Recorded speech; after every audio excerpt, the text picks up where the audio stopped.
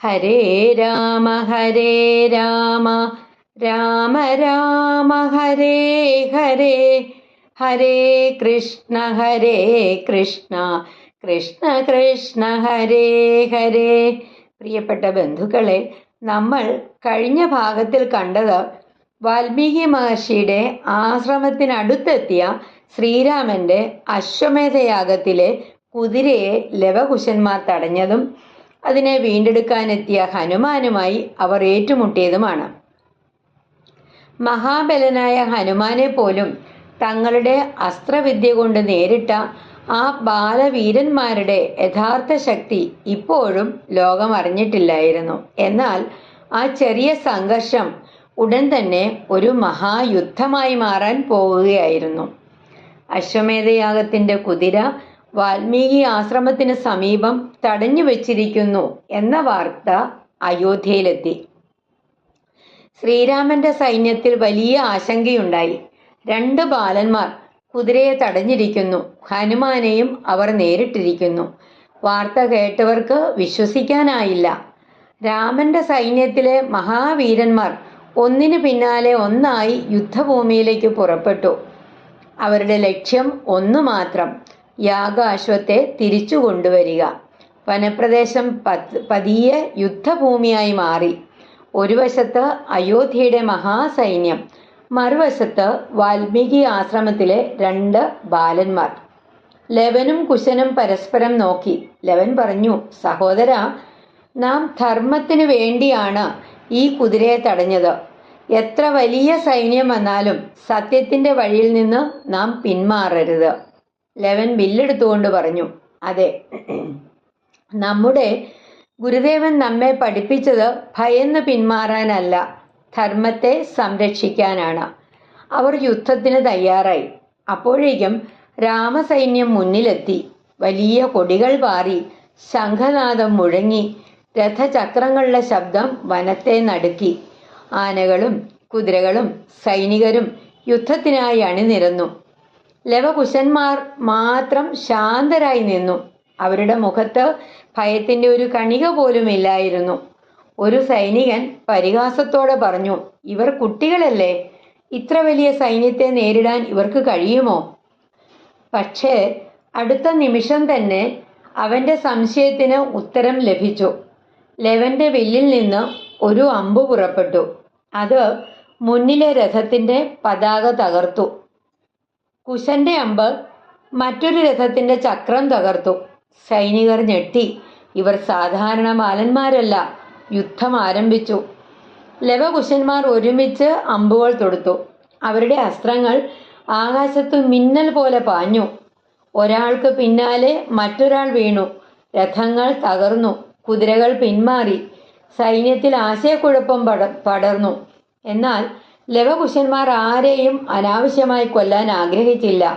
അവർക്ക് യുദ്ധം ഒരു കളിയല്ലായിരുന്നു, ധർമ്മത്തിന്റെ പരീക്ഷണമായിരുന്നു. അതുകൊണ്ട് കഴിയുന്നത്ര അവർ എതിരാളികളെ അസ്ത്രങ്ങളാൽ നിരായുധരാക്കി. അവരുടെ യുദ്ധവിദ്യ കണ്ട മഹാവീരന്മാർ പോലും അത്ഭുതപ്പെട്ടു. ഈ ബാലന്മാരെ പഠിപ്പിച്ചത് ആരാണ് എന്നായിരുന്നു എല്ലാവരുടെയും ചോദ്യം. അവർക്കറിയില്ലായിരുന്നു, വാൽമീകി മഹർഷിയുടെ ശിക്ഷണമാണ് അവരുടെ പിന്നിലെ ശക്തി. അതിലുമപ്പുറം അവരുടെ രക്തത്തിൽ ഒഴുകിയിരുന്നത് രഘുവംശത്തിന്റെ വീര്യം തന്നെയായിരുന്നു. യുദ്ധം കൂടുതൽ ശക്തമായി. രാമന്റെ സൈന്യത്തിലെ പ്രമുഖ വീരന്മാർ രംഗത്തെത്തി. അവർ ഓരോരുത്തരും തങ്ങളുടെ ആയുധങ്ങളുമായി ലവകുശന്മാരെ വളഞ്ഞു. പക്ഷേ ബാലന്മാർ ഒട്ടും ഭയപ്പെട്ടില്ല. ലവൻ ഒരു ദിവ്യാസ്ത്രം പ്രയോഗിച്ചു. കുശൻ അതിനെ പിന്തുടർന്ന് മറ്റൊരസ്ത്രം പ്രയോഗിച്ചു. ആകാശം മുഴുവൻ അമ്പുകൾ കൊണ്ട് നിറഞ്ഞു. ഒരു നിമിഷം യുദ്ധഭൂമി പൊടി പടലത്തിൽ മറഞ്ഞു. പൊടി അടങ്ങിയപ്പോൾ എല്ലാവരും കണ്ടത് രാമസൈന്യം പിന്നോട്ടു പോകുന്നു. ലവകുശന്മാരും അവർ 2 പേരും ഇപ്പോഴും അതേ സ്ഥാനത്ത് തന്നെ നിൽക്കുന്നു. അവരുടെ വില്ലുകൾ കയ്യിൽ, മുഖത്ത് ആത്മവിശ്വാസം. ഇതിനിടയിൽ ഹനുമാൻ വീണ്ടും യുദ്ധഭൂമിയിലെത്തി.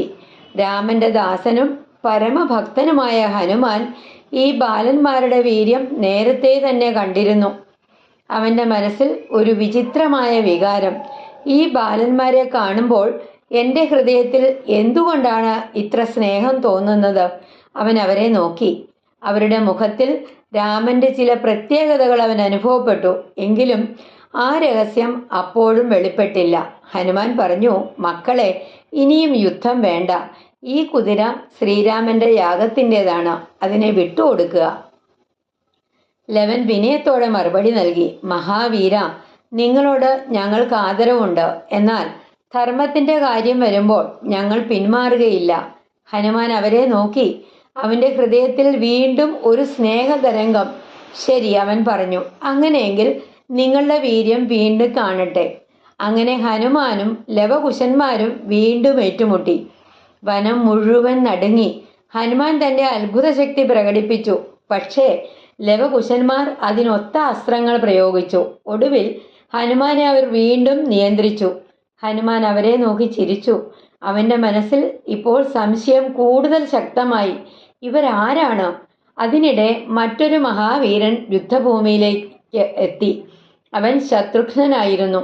ശ്രീരാമന്റെ സഹോദരനായ ശത്രുഘ്നൻ മഹാവീരനായിരുന്നു. യാഗാശ്വത്തെ സംരക്ഷിക്കാനുള്ള ഉത്തരവാദിത്തം അദ്ദേഹത്തിനും ഉണ്ടായിരുന്നു. യുദ്ധഭൂമിയിലെ സ്ഥിതി കണ്ടപ്പോൾ ശത്രുഘ്നൻ അത്ഭുതപ്പെട്ടു. ഇത്രയും സൈന്യത്തെ ഈ 2 ബാലന്മാർ എങ്ങനെ നേരിട്ടു? അവൻ മുന്നോട്ട് വന്നു. ബാലന്മാരെ, നിങ്ങൾ ആരാണ്? എന്തിനാണ് ഈ യുദ്ധം? ലവൻ പറഞ്ഞു, ഞങ്ങൾ വാൽമീകി മഹർഷിയുടെ ശിഷ്യന്മാരാണ്. ഈ കുതിരയെ ഞങ്ങൾ തടഞ്ഞിരിക്കുന്നു. അതിനെ തിരിച്ചു കൊണ്ടുപോകണമെങ്കിൽ ആദ്യം ഞങ്ങളെ പരാജയപ്പെടുത്തണം. ശത്രുഘ്നന് അവരുടെ ധൈര്യം ഇഷ്ടപ്പെട്ടു. എന്നാൽ രാജകീയ ഉത്തരവാദിത്വം അദ്ദേഹത്തെ യുദ്ധത്തിലേക്ക് നയിച്ചു. അങ്ങനെ ശത്രുഘ്നനും ലവകുശന്മാരും തമ്മിൽ ഭയങ്കരമായ യുദ്ധം നടന്നു. ശത്രുഘ്നന്റെ അസ്ത്രങ്ങൾ അതിവേഗം പാഞ്ഞു. ലവനും കുശനും അവയെ തടഞ്ഞു. അവർ തിരിച്ചും അമ്പുകൾ പ്രയോഗിച്ചു. അവസാനം ശത്രുഘ്നനും അവരുടെ അസ്ത്രശക്തിയിൽ വിസ്മയിച്ചു. ഇവരുടെ ശരീരത്തിൽ ബാല്യം മാത്രമാണ്, എന്നാൽ അവരുടെ ഉള്ളിൽ മഹാവീരന്റെ ശക്തിയുണ്ട്. യുദ്ധം ഒന്നിനു പിന്നാലെ രൂക്ഷമായി. രാമന്റെ സൈന്യത്തിലെ പല മഹാവീരന്മാരും അവിടെ വന്നു. ഓരോരുത്തരും ലവകുശന്മാരെ നേരിട്ടു. പക്ഷേ ബാലന്മാരുടെ വീര്യം ദിനം പ്രതി കൂടുതൽ തെളിഞ്ഞു. അവരുടെ മനസ്സിൽ ഒരേ ഒരു ചിന്ത മാത്രം: ഗുരുവിന്റെ വാക്ക് പാലിക്കണം, ധർമ്മത്തിൽ നിന്ന് പിന്മാറരുത്. അവർക്കറിയില്ലായിരുന്നു തങ്ങൾ യുദ്ധം ചെയ്യുന്നത് ആരോടാണെന്ന്. അവരുടെ സ്വന്തം പിതാവിന്റെ സൈന്യത്തോടാണ് അവർ പോരാടുന്നത്.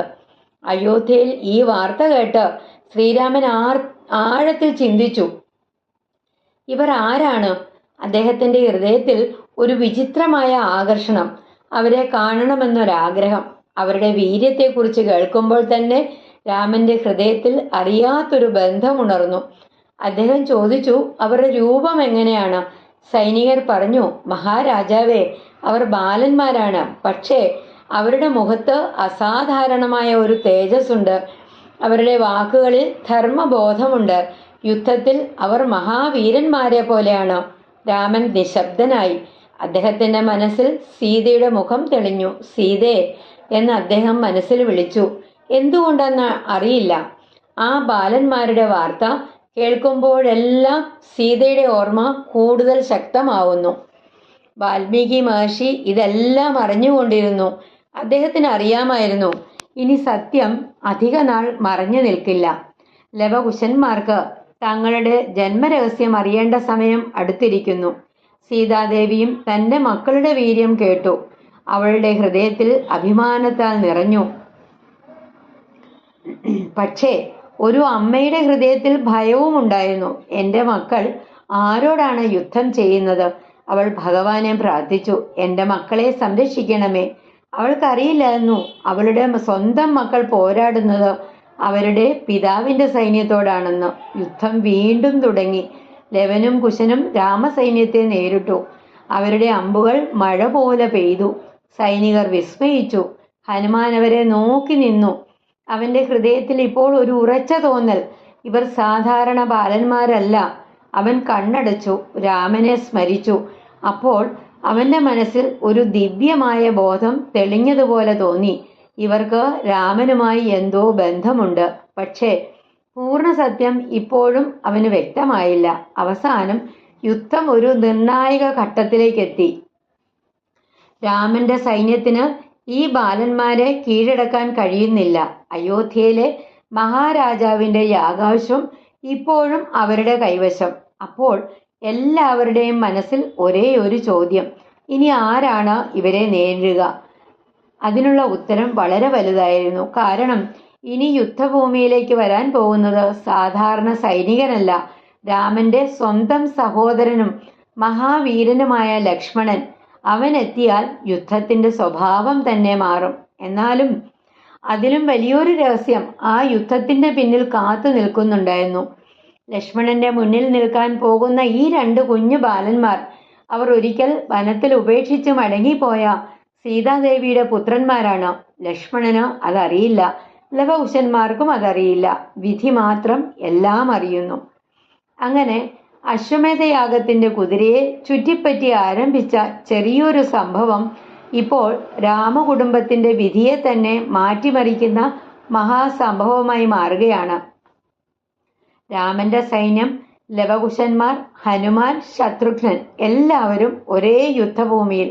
എന്നാൽ അവർക്കിടയിൽ മറഞ്ഞിരിക്കുന്ന ബന്ധം, രാമൻ, സീത, ലവൻ, കുശൻ, ആ ബന്ധത്തിന്റെ തിരശീല ഇനി ഉയരാൻ പോകുന്നു. അടുത്ത ഭാഗത്തില് ലക്ഷ്മണനും ലവകുശന്മാരും യുദ്ധഭൂമിയിൽ വെളിവാകുന്ന വിധിയുടെ രഹസ്യം നമ്മൾക്ക് കേൾക്കാം. ഉത്തരകാണ്ഡത്തിലെ 7-ാമത്തെ അധ്യായത്തിൽ. ഹരേ രാമ രാമ രാമ ഹരേ ഹരേ, ഹരേ കൃഷ്ണ കൃഷ്ണ കൃഷ്ണ ഹരേ ഹരേ. സീതാരാമചന്ദ്ര കി ജയ്.